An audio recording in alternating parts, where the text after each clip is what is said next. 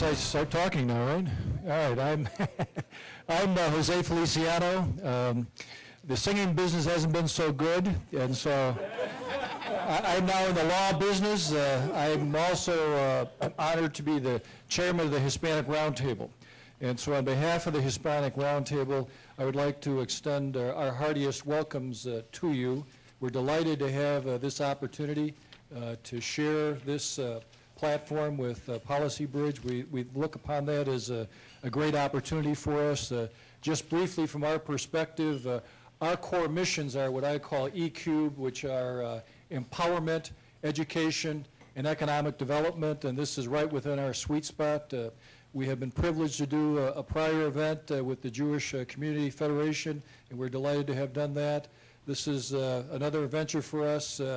We've done one once before with the Urban League, and we look forward to establishing, Randy, a permanent relationship, to have this be a platform for us to work on joint issues. We have so much more in common, and this is exactly the kind of thing that we at the Hispanic Roundtable want to do. So with those brief remarks, I just want to thank our guys for showing up.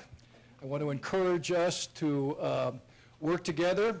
We look upon this from a couple of perspectives, and that is educationally, and also in terms of motivating people, if not inspiring them, to work on the subjects that we're going to talk about. So thank you all very much.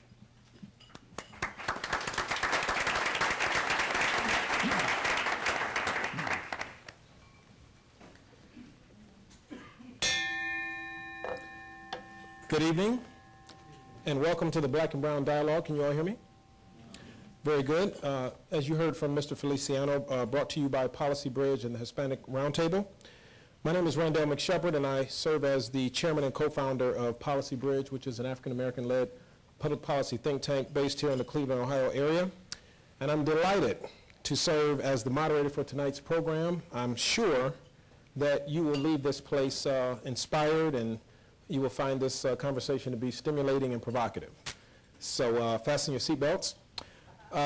Those of you that know Policy Bridge know that we have made it our charge to illuminate statistics and negative trends that affect communities of color.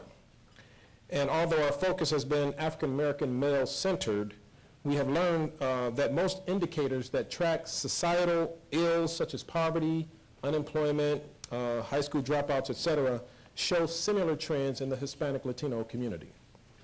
Just to give you some statistics for the sake of example, the Manhattan Institute listed in a 2003 report on high school graduation rates in Ohio that Asians graduated at a 92% rate, Caucasians at an 82% rate, Latinos at a 61% rate, and African Americans at a 52% rate. In 2006, the American Community Survey reported that 42% of Hispanics did not finish high school and that 25% have less than a 9th grade education. The Bureau of Justice Statistics reported in 2006 that of all men sentenced to state and federal prisons that particular year, 38% were African American and 21% were Hispanic and Latino. Combined, that's roughly 60%.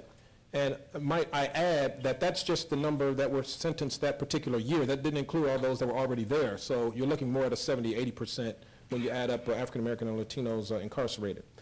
We also know that similar trends are true in African American and Hispanic Latino communities as it relates to poverty, single-parent households, teenage birth rates, and the list goes on and on.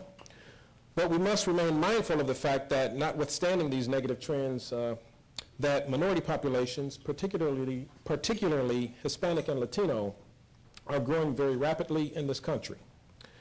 Some states already have majority black and brown populations, and all projections suggest that this trend will become even more prevalent in the years to come. The 2000 census in Cleveland reported a 51% African American population and a 7.3% Hispanic Latino population. And that same census showed in Lorain, Ohio, just down the road, a population of 17.8% African American and 21% Hispanic Latino. I'm sure we all agree that the 2010 census will show increased numbers in both demographic groups and perhaps significant increases. So I think we all agree that it is in our best interest as Greater Clevelanders, as Ohioans, and as Americans to begin to take on these seemingly insurmountable challenges and to do all that we can to place both the African American and the Latino Hispanic communities on the right track.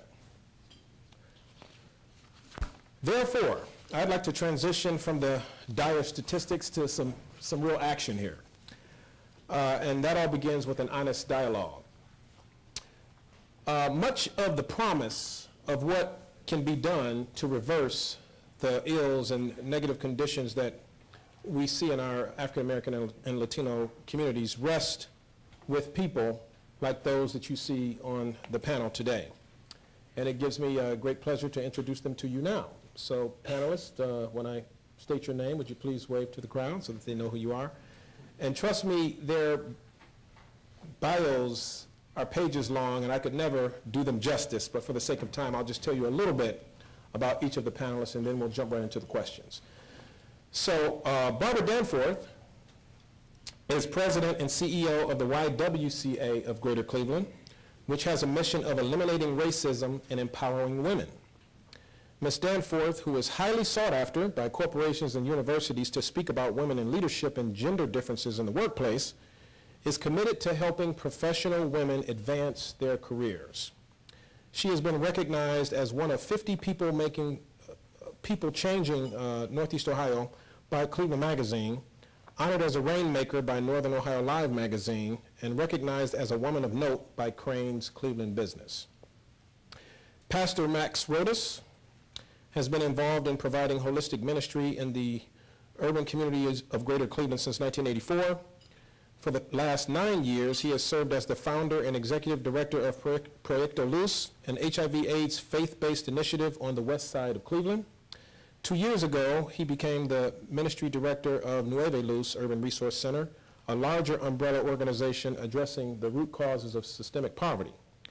Pastor Rodas is a 2008 graduate of Leadership Cleveland and serves as a trustee for Mount Vernon Nazarene University. Terry Travis is the CEO of Cleveland365.com and 365 Consulting.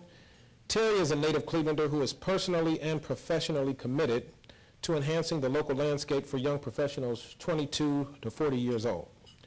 He has been recognized by Inside Business Magazine's Top 25 Under 35 and Black Page's Executives of Excellence Award.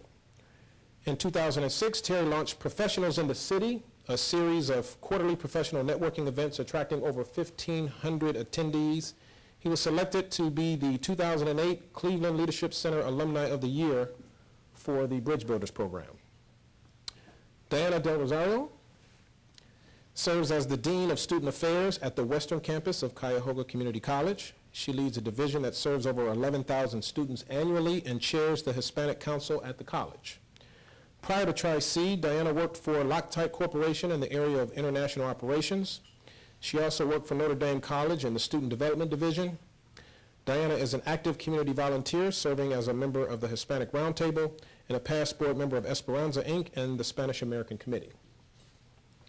Raymond Headen is an attorney at law with Bricker and Eckler, LLP, where he serves as a member of the Public Finance Group. He serves as General Counsel to the National Association of State Auditors, Controllers, and Treasurers, or the acronym is NASAC, which is an umbrella association of state officials or appointed chief financial officers. He also counsels owners, developers, and lenders on renewable energy finance matters.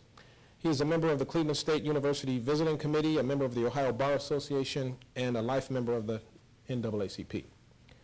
And last but certainly not least, Joe Lopez is founder and president of New Era Builders, Incorporated, a commercial contracting firm located in Cleveland, Ohio, and the president and CEO of Sierra Metals, a Nevada corporation with manufacturing facilities in both Las Vegas, Nevada, and Mentor, Ohio. Joe has served on a number of prestigious boards in Northeast Ohio, including United Way,